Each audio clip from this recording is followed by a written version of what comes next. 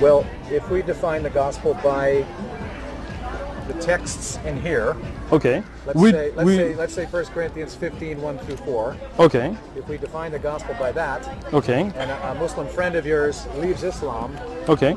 and says, I'm now a Christ follower. Okay. Now, use the word apostasy. You use that word? It's an English word, but okay. We say murtad. What word do you use? Murtad. So he becomes a heretic. No, a heretic is, I mean, these are all English words, right? Usually heretic used for mubtadi', like person of bid'ah, who is innovator. But we say the word murtad. Murtad means somebody in English would be who becomes an apostate. Okay. So you're saying like I'm in Balboa Park, I see a Muslim who used to be a Muslim guy, tell me, hey, I don't believe in Islam anymore, I'm a Christian. Okay, go ahead. Okay. So, I mean, are you asking me what I would... Do you believe that if you believe Allah and Jehovah and Yahweh are the same God? Okay. If you do. So I believe that what was referred to in the Old Testament and the New Testament as Eloh or Jehovah was referring to Allah, yes. Okay. So the biggest problem you would have with this man who has now followed Jesus and has left Islam, your biggest problem is that he's not actually following Jesus. He's not abiding by the teachings of the Quran. He's not abiding by what Muhammad taught. Is that the biggest problem you have with him? So I have two big problems there, right? First is that he's not actually following what Jesus taught, right? Because I believe this Bible today has been corrupted. And I would ask that person, for example, I would tell him in 2 Kings, chapter 8, verse 26, it says, Isaiah was 22 years old when he became king, and he reigned 1 year in Jerusalem. Yes. Right? In that same Bible that I'm holding in front of you, in 2 Chronicles, 2 Chronicles, in chapter 22, verse number 2, it says Isaiah was 42 years old. You see, 22 and 42. Right? When he became king and reigned in Jerusalem for 1 year. Go back to the first one. Sure. And read that again. Okay. Isaiah was 22 years old when he became king and reigned 1 year in Jerusalem. Problem. Go ahead. Ahaziah. Okay. Ahaziah. Not Isaiah. Isaiah is a prophet. Ahaziah was a king. Okay. So is this the same Ahaziah here? Problem. Go back to the other one. It's right here. Yeah.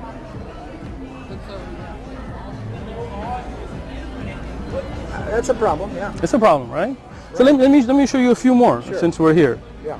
And I'll let you pronounce them for me. Jehoiachin, is that correct? Jehoiachin, yeah. Jehoiachin. How old was he here? I'll let you read. He was 18 when he became king. Okay. Yes. So,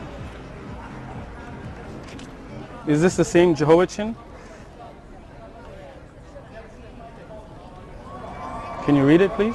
Yeah, Jehoiachin was 8 years old when he became king, and he reigned in Jerusalem for 3 months and 10 days, and he did evil in the sight of the Lord. So 8 or 18, 22? No. There are not. Okay. So, I mean, I can keep going. There's a bunch here. But the point being that I believe this has been corrupted, and I would tell that Muslim that if you want to follow the true message of Jesus, right, then you should follow what was uncorrupted, right, what was preserved. And yes, I'm Bob. Bob, how are you? Or Roberto. Or whatever. It's good either way, whatever you like. Yeah, and I just mentioned the thing about the different prophets. I was Right, just sure. interested in the list. You have, Sure. like Abraham, Moses, Yes. Jesus, There are many more. Muhammad. Yeah. Now, the question would be, and I've read a lot of this. Excellent. Me too. Yeah, okay, have you? Yes. The question that I would have would be, all of those prophets, now, essentially, you believe that they would be spreading the word about Allah. Right.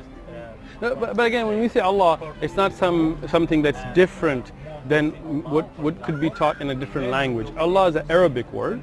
Al-Ilah, the one true worthy of worship. But we know Allah through many names.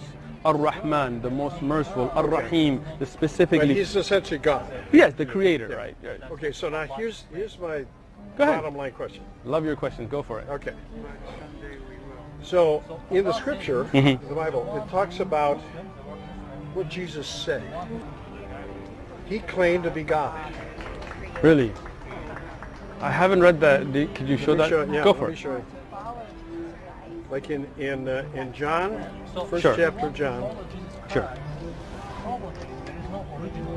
So I think that the bottom line is, if he claimed to be God and he was not Right. God, what would he be? Great. Let's He get would to be- the verse and then yeah, he I'll would be a explain liar, that. He'd be a liar or... And I would not believe Jesus lied. Okay. Sure. It says, in the beginning was the Word is Jesus. Okay. Wait, so go ahead. In the beginning there was the Word, Was the Word. and the Word was with God, Okay. Now, and the Word was God. the Word was God. And so that translation... But I don't see anywhere Jesus saying he was God in that verse. Well, he often would say that he was the Word. Can you show me that? He was the Word. Because this doesn't mention... Well, let me Go ahead. continue. Please. Okay, it says he. Uh-huh. He was in the beginning with God. So Sure. in other words, a he is a personage. Okay. Okay, so it would allude, so that explains that. So it would allude to the fact Yeah, that that's he an was, assumption there, right? well, Because but who he's- else would the he be? So even if the he is referring to Jesus, it is not referring to him as being the Word, rather that he was in the beginning with God. So, for example, Well, now wait a go second. ahead. Wait a second. Let Go me ahead. just continue, because Go for it. when you continue reading this first Let's chapter keep of John, going. Keep going. I'm with you. you know, it will explain it. That okay? all things were made. All things through- were made through him, just and without him nothing was made that was made. In him was life, and the life was the light of men. The light shines in darkness. So this is referring to Jesus. Then it gets into But let me just try to understand. the Right? context. You have to get the context. Sure, I got okay? the context, but I just So- want to ask a question. yeah, sure. Right? Because you're a biblical scholar, I can see you were well read. I'm No, not sure I'm a biblical scholar. I see you as well read in the Bible. So, first thing is, before we discuss what this says, I'd like to know who was John, who wrote this, not John the Apostle. Well, John the Baptist was different than John. John was a disciple of Christ.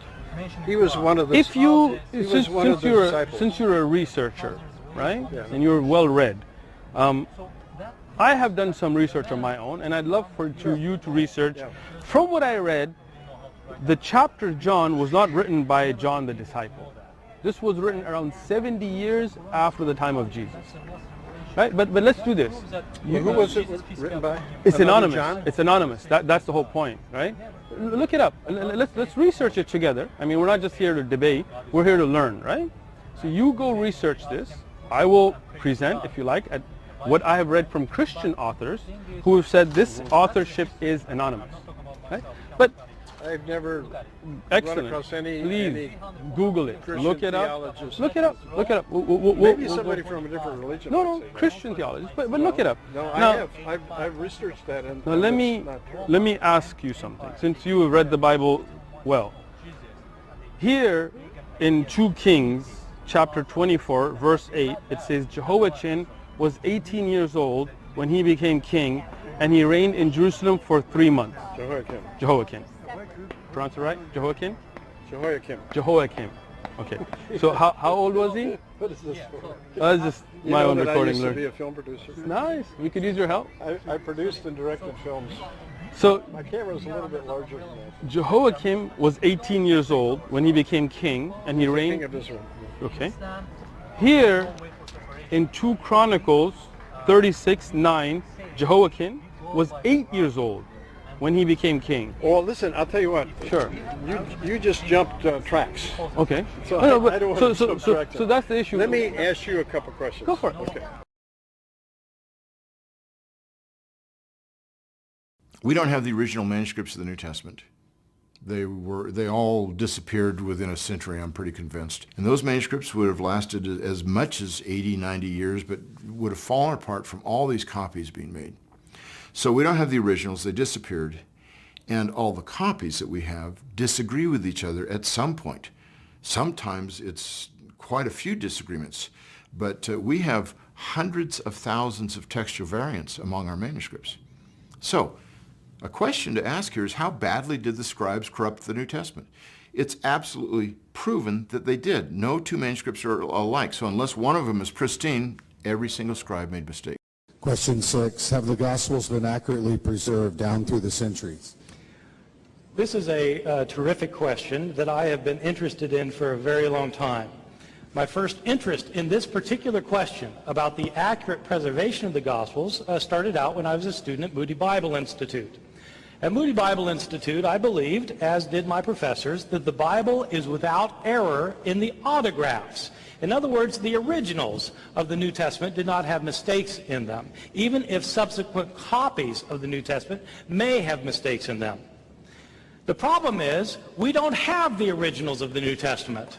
What we have are thousands of copies of the New Testament that were made, in most cases, centuries later. We don't have the originals. We have copies made centuries later. These copies that were made centuries later contain numerous mistakes, thousands of mistakes, tens of thousands of mistakes, hundreds of thousands of mistakes. This was a problem for me at Moody Bible Institute, and I decided that I wanted to learn more about the Greek manuscripts of the New Testament. I went to Princeton Theological Seminary to study with the foremost scholar in the field, Bruce Metzger. I devoted years of my life to this study. This has been the core of my research for the past 30 years. At some point, I came to the realization that my belief in the inerrancy of the autographs didn't make sense. If God inspired the Bible without error, why hadn't he preserved the Bible without error? ذكر رحمة ربك عبده زكريا إذ نادى ربه نداء خفيا